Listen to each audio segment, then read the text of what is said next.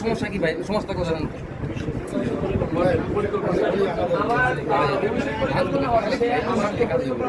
ছিল বাংলাদেশ চাই ইউরোস্পেস ইঞ্জিনিয়ারিং এর মাধ্যমে আমি স্পেস নিয়ে কাজ করতে পারবো।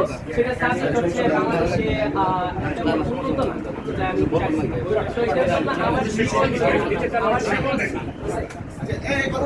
তো এটার জন্য আমার বাংলাদেশের জন্যই কাজ করবো, বাট আমার টার্গেট হচ্ছে আমি শিখতে হবে। আসলে তো আমি কাউকে শেখাতে পারবো না। আগে তো আমার তো নলেজ আমি তাকে দিতে পারবো যে কিনা আমার থেকে কম জানে, আমার থেকে যে বেশি জানে তার থেকে আমি নলেজ নিব, আমি তো তাকে নলেজ দিতে পারবো না।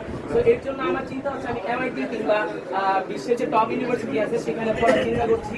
আমি সেখান থেকে পরে এসে বাংলাদেশের জন্য আমি আমার স্টার্ট আপ নিয়ে কাজ করবো বাংলাদেশে।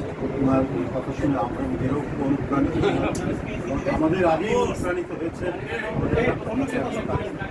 উনি সারা বাংলাদেশে মানে এই সমস্ত অমূল্য রত্ন যারা এখন প্রত্যন্ত অঞ্চলে গ্রামে গঞ্জে যেখানে যা আছে সংখ্যা করে আমাদের বাড়ি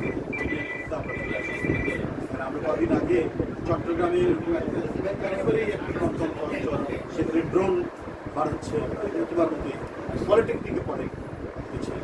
আমরা সেখানে ছুটে গেছিলাম।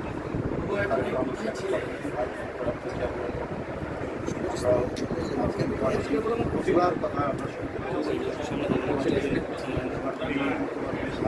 স্বপ্ন জানতে চাচ্ছি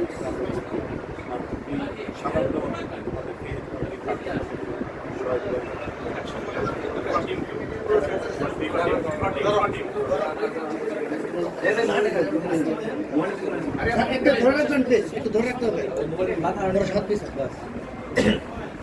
আমরাও আশা করি অসম্ভব অধ্যবসায়ের মধ্যে